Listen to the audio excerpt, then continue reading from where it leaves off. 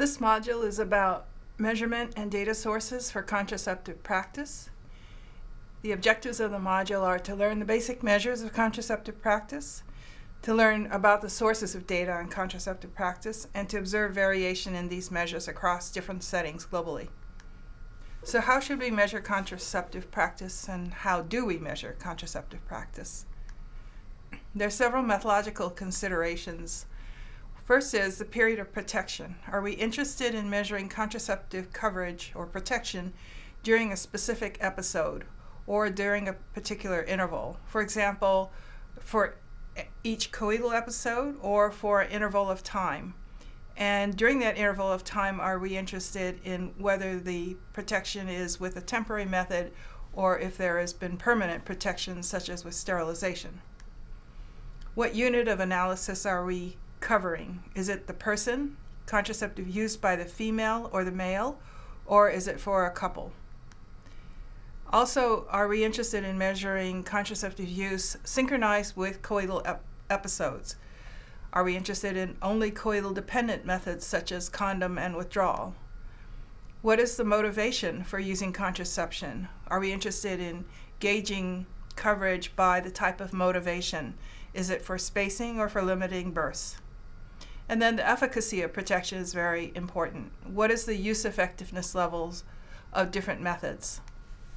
This graph shows you a map of the world with different degrees of contraceptive protection of couples. These are based on married women's reports of using contraception at the time of surveys usually. You can see that the darker red, orange areas show relatively lower levels of use than the other parts of the world. So we have 4 sources of data for contraceptive practice. The first, which is by far the most frequently used, is the National Population Sample Survey. The second is the health facility. The third are client exit interviews. And the fourth are commodity logistics. In national population surveys, we often field a standard question about contraceptive use by the couple. The wording is often, are you or your husband or partner currently doing something or using any method to delay or avoid getting pregnant? If the woman or the man says yes, we often follow up with the question, which method are you using? And then if multiple methods are being used, we will usually measure the most effective method and attribute that method of use to the individual or the couple. There's another source of information in surveys, which is the contraceptive calendar that was developed in the early 1980s. And this covers monthly use for 60 months before the survey. It covers use by episode, looking at the interval of use in the calendar. It obtains the source of contraception, and at the end of the episode, the reason for stopping. This is an example from the Demographic and Health Survey Questionnaire of the questions that I just mentioned that are used to measure contraceptive use at the time of the survey. And this next slide is an example of the contraceptive calendar, which covers contraceptive use as well as pregnancies in the 60 months before the survey. And you may think that this is an impossible exercise in memory recall, but in fact, when trained properly, field workers are actually able to identify when births occur, how long the pregnancies preceded the births, and then between births and pregnancies, whether any contraception was used and the type of method. Health facility data is a second source, and from this we can learn about service capabilities of health facilities, commodity inventories, we can interview providers or staff, and we can also conduct client exit interviews. Then lastly, we can also track the distribution and sales statistics of methods. So there are a number of strengths of health facility data, including being able to assess the quality of services or care, understanding contraceptive service consumption from the health system perspective, being able to interact with clients at a point of care, and also covering both public as well as private outlets. Weaknesses are that they are routine data, and as such, oftentimes the record keeping tends to be incomplete. Also, because they are routine data, most systems for measuring health facility services and inventories are usually biased towards public sector facilities. This slide shows an example of the Rwanda Service Provision Assessment conducted in 2007 of 394 facilities that were sampled in the country. And you can see from this slide the types of methods that were assessed to be available on the day of the survey, whether or not the method was offered and available on that day, or whether it was offered but not available, and whether the facility only counseled or referred clients for that particular method. Client exit interviews are a third source of data, and their advantages are simplicity. They can be conducted at private and public clinics, which is very important since such a high use of the private health sector happens in most countries. It also provides immediate feedback on the interactions that went on between the client and provider, which makes it good for assessing counseling quality. The disadvantages of client exit interviews are that when you ask about client satisfaction with services at that point of care, the measures tend to be very high, near 100%. They will decay with time, but then that requires follow-up of the client. Also, another major disadvantage of client exit interviews is that it only assesses the population that presents at the clinic. So if you have a high percentage of the population that is dissatisfied with clinics, you won't find them through a client exit interview. Fourth are commodity inventories. So these represent the data on purchases and sales and distribution of contraceptives, and often this distribution of contraceptives is interpreted to reflect consumption. That is, that these methods won't be going out the door unless they actually are used or consumed by clients. That's not often the case, and so you can discount them, but they are used very often by social marketing programs. And one particular advantage of commodity inventories is that they can be used to convert into a measure called the couple year of protection, which we will talk about shortly. So commodity inventories strengths, as I mentioned, are the ability to calculate CYP factors, CYPs, and then also enabling comparisons across different types of service delivery models. So you can compare CYPs delivered through pharmacies, say, and CYPs delivered through lower level clinics or hospitals. They also can provide the numerator for calculating contraceptive use, as you'll see in a minute. The weaknesses of commodity inventories is it's difficult to validate that they actually are used or consumed. And also, once converted into CYPs, these CYP conversion factors may not be available locally, and so standardized factors may need to be used. So we're going to talk about 6 measures of contraceptive use. Let's start with the contraceptive prevalence rate. So this is not exactly a rate because it is really more a prevalence measure, but we refer to it as the CPR in most cases. It represents a proportion of women, usually those in marital union or consensual union, who are of childbearing ages 15 to 49 and who are using contraception in a given year. So it's defined as that number of women in union using any contraceptive method at the time, and divided by the number of women of ages 15 to 49 who are in union, n times 100. It's expressed as a percentage most of the time. It can be specified or made more specific to refer just to what we call modern methods and traditional methods. So modern methods are, for example, the pill, the IUD, injectable implant, emergency contraception, and the male or female condom, sterilization, and other modern barrier methods.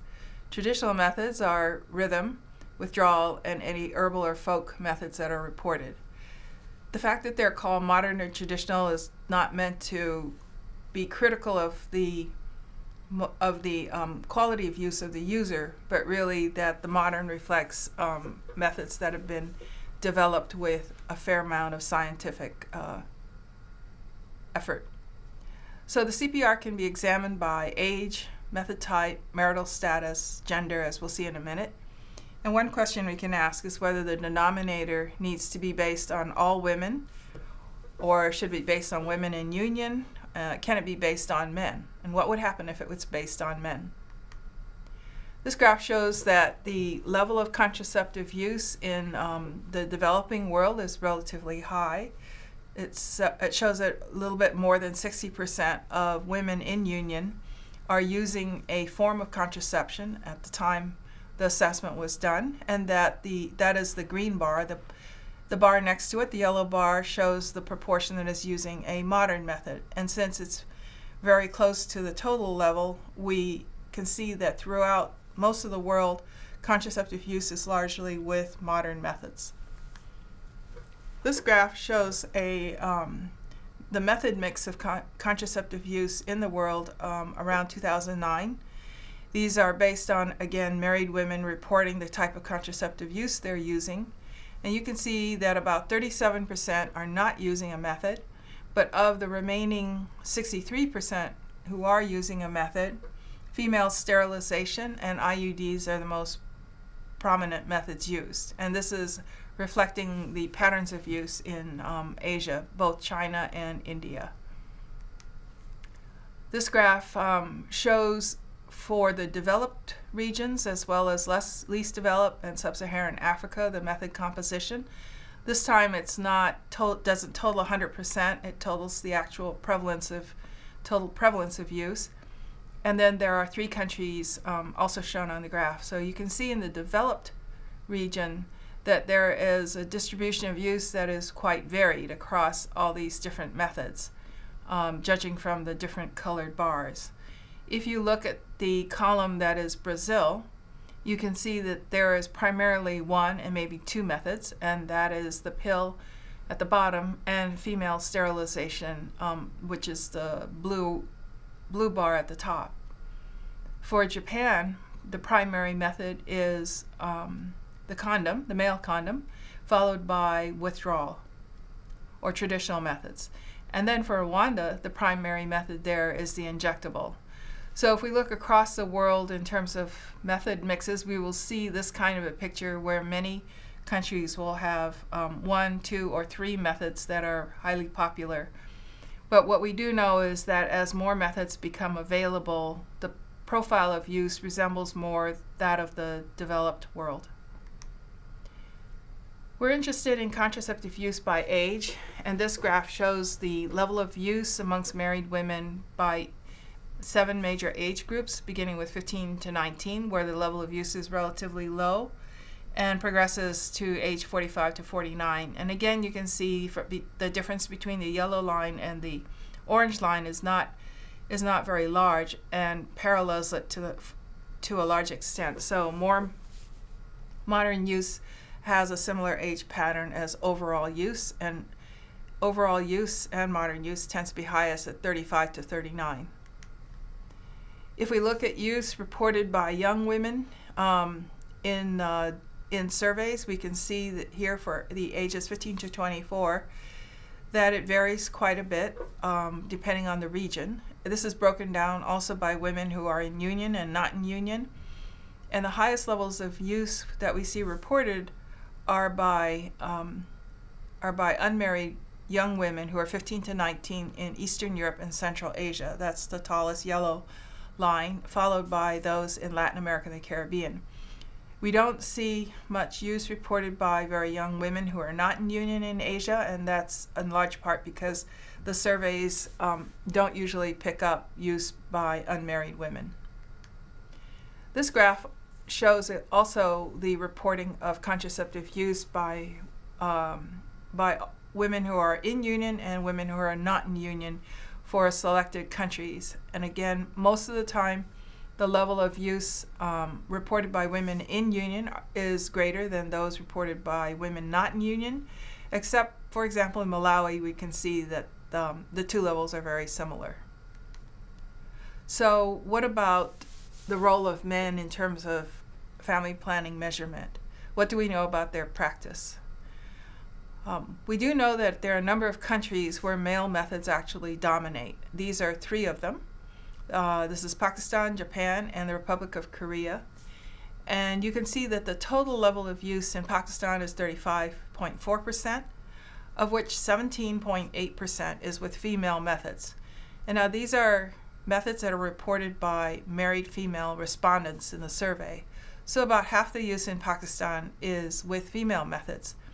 But the other half is with male methods, of which 2 methods predominate. One is the condom, and the other was withdrawal. If we look at Japan, where the overall level of use is 54%, we see that only 1% of that is female methods. The rest is male methods, primarily condom, and then withdrawal. In the Republic of Korea, with a very high level of use of 80%, about half is female methods, with female methods, but also both condom and male sterilization this time predominate. So if we ask just men about their contraceptive use, we actually can see that they are relatively open about their practice of contraception. In this graph, the orange line, or the orange bar, represents use of any method, and the blue bar, any use of any male method. And then the black bar is use of rhythm, which would be a couple method. So you can see that in many of these countries, men do report using a method and often report using a male method. So men could be respondents in surveys. So far we've seen that the individual reporting of contraceptive use will vary by age, by gender, by geographic location, by the type of method, and by marital status. And these are just a few of the correlates of contraceptive practice. Okay. We can stop here because we will go on to the next 5 contraceptive measures. All right, let's resume. So we're going to talk about the contraceptive method mix, which we have actually already reviewed. So this can be expressed either as a distribution of users by contraceptive method or contraceptive prevalence by method. So this table shows both ways of measuring the method mix. If by prevalence, you will see here for Bangladesh in 1985, the total prevalence was 25.3%, and by 2011 was 61.1%. So considerable growth in the country over that time period. You can see that in 1985, the prevalence by method varies from a very low withdrawal of 0.9% or IUD use of 0.5% to higher levels of female sterilization at 7.9%. If we were to express that as the distribution by users, that's the second column, in which case female sterilization represents 31% of all users. By 2011, you can see that the method mix has shifted. Now we have the pill at 27.2% prevalence, so that's the highest among all methods, followed by the injectable at 11.2%. And expressed as a proportion of all users, the pill now accounts for 44.5% and the injectable 18.3%. Rhythm has also grown to 11%. So there's been a considerable shift across types of methods being used in Bangladesh. And this is of interest to us because we are, as you will see, eventually interested in the use effectiveness of the methods in this population. This shows you the contraceptive method mix in the United States from 1965 to the latest survey reports for 2011 to 2013. These come from the National Survey of Family Growth. In 1965, you can see that the most popular method was the pill, the third orange bar, the orange bar at the top, and that by 2011-2013, female sterilization and the pill are the most important methods, as is other, which represents a combination of method use. But we also see that the injectable has started to increase in use, as has the IUD, which is the black segment. Okay, I mentioned that we would be using a measure called couple year protection. So this is a theoretical measure. It estimates a protection provided by family planning services in 1 year based on the volume of all contraceptives distributed or sold during that year. And it's calculated by method using conversion factors that account for product wastage and the age at adoption by a client. And it's the couple years of protection calculated for each method are then summed to a total CYP for the given year. Now note that this can be based on contraceptives distributed, say, from a warehouse or, say, sold from a pharmacy. So we don't exactly know whether they actually got used. So this is to illustrate how the CYP is calculated, and you can see by method here. So in a given year in this program, 14.7 million cycles of pills were distributed, almost 46,000 IUDs were inserted, 2,357 implants were inserted, and 66.4 million injections of Depo-Provera were provided, and then 76.5 million pieces of condoms were distributed, as well as 53.7 sterilizations were performed. So the third column shows the conversion factors. So for the pill, we assume that it will take 15 cycles of the pill to provide a couple with 1 year of protection from an unplanned pregnancy.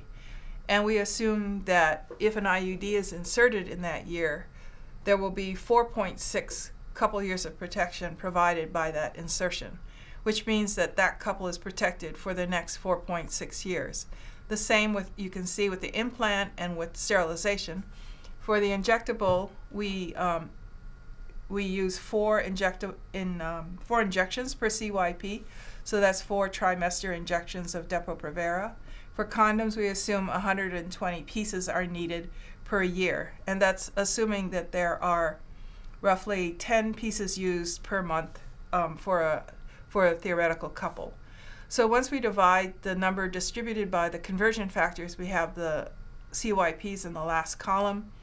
And if we total them, we see that we have 18.9 million CYPs provided by that program in that year. So as I said, that number can serve as a numerator for calculating a contraceptive prevalence rate. In this case, for this particular example, the country had 67 million women 15 to 49, and if we divide it into the CYPs provided, we get 28%. So we can interpret that as the percent of all use that is covered by this particular program, and it could be a social marketing program, or it could be a particular community-based program. Again, because we can't validate that the methods actually are used, we may end up overestimating the amount of coverage. This slide also has a link at the bottom to the USA CYP conversion factors, which get updated periodically. Just to show you, the CYP is a measure that is really used. This is from the Ministry of Health in Oman, where they do actually calculate the CYPs provided each year.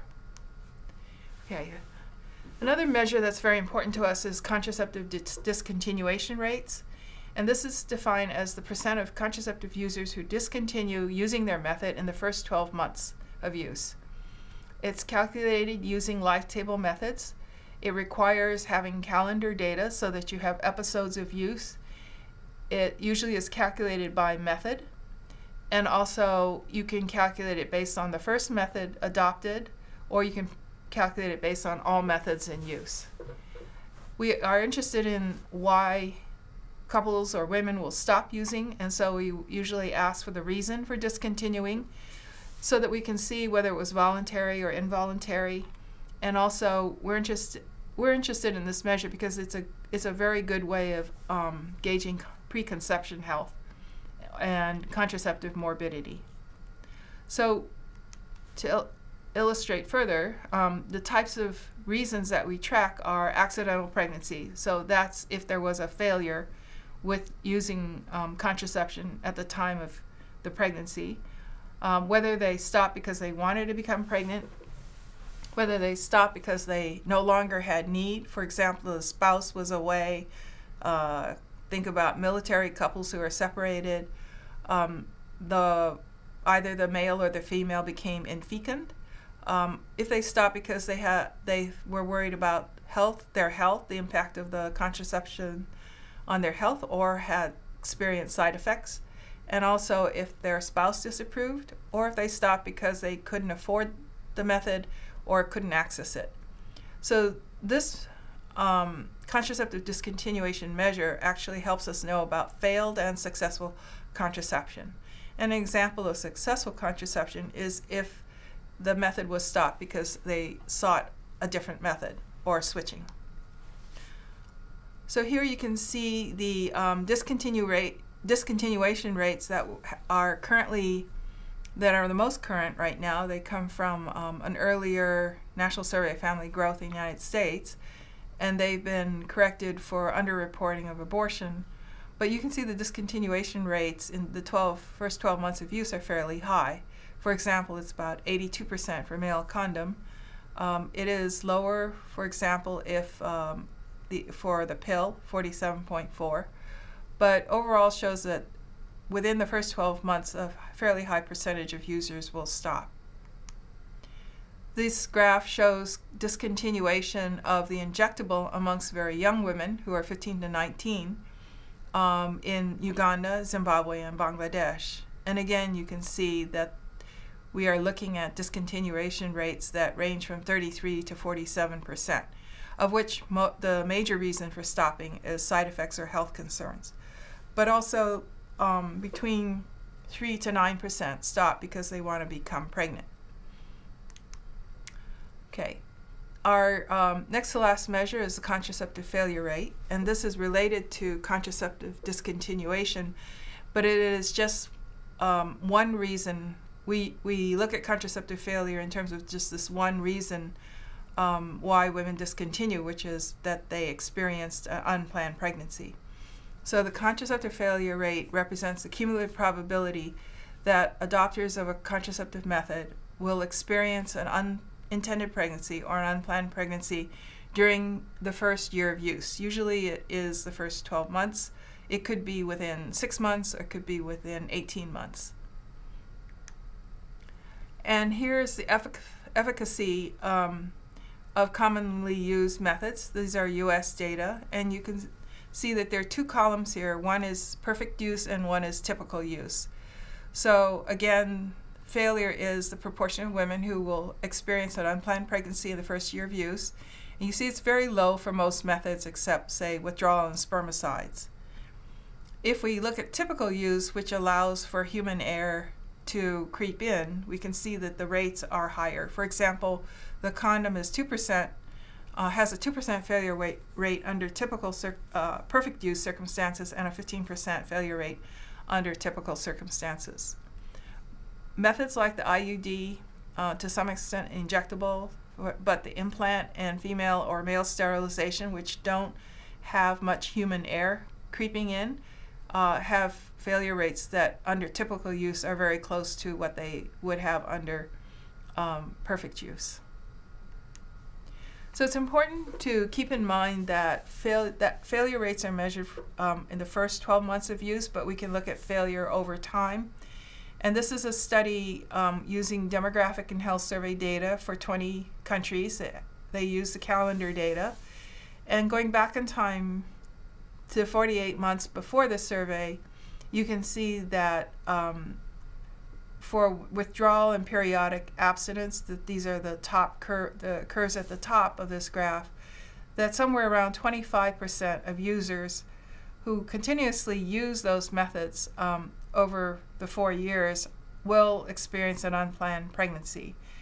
At the very bottom then are the methods that are much more efficacious, being female sterilization and implants, followed by IUD and injectables.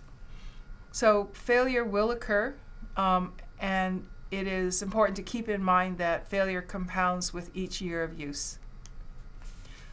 So here we have, again, data from that same report where we try to look at whether there's a relationship between the extent of contraceptive use in a population and the level of contraceptive failure. That is, what percent of births are likely to be due to contraceptive failure.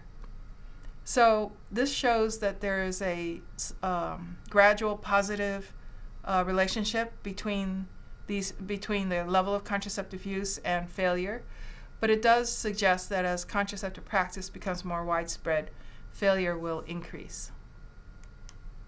Right, the last measure that we'll discuss is unmet need. And unmet need is defined as the proportion of fecund women who are not using contraception, but who wish to postpone the next birth or who wish to stop childbearing altogether.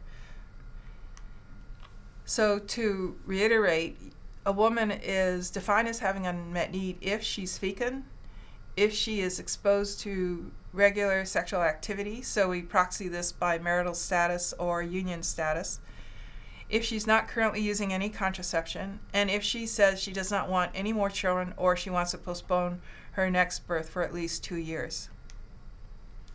We also include pregnant women and amenorrheic women who have reported that their current or most recent pregnancy was mistimed or unwanted, and that they were not using contraception at the time of conception. So this is a flow chart to show how unmet need is defined. It's an example for Peru. And we take all women who were not using contraception at the time of the survey, which is roughly 25%. We divide them into those who are pregnant or amenorrheic, which is 9%, and those who are not pregnant or amenorrheic, which is 16%. Then we look at whether their last pregnancy was mistimed or unintended or intended. So you can see on the left side that 4%, roughly 3.6% of the pregnancies were intended, and then 4.3 were mistimed and 1.1 was unwanted. So the 3.6% of women who had an intended pregnancy are not seen to be at need of contraception, but the other two with mistimed pregnancies are. On the right-hand side, looking at women who are not pregnant or amenorrheic, we look at those who are fecund. And if they report themselves to be infecund, we consider them not at need. So for the fecund women, again, we look to see whether their last pregnancy was mistimed or not. And if they wanted the pregnancy, which is 2.7%, they are not deemed to be in need of contraception.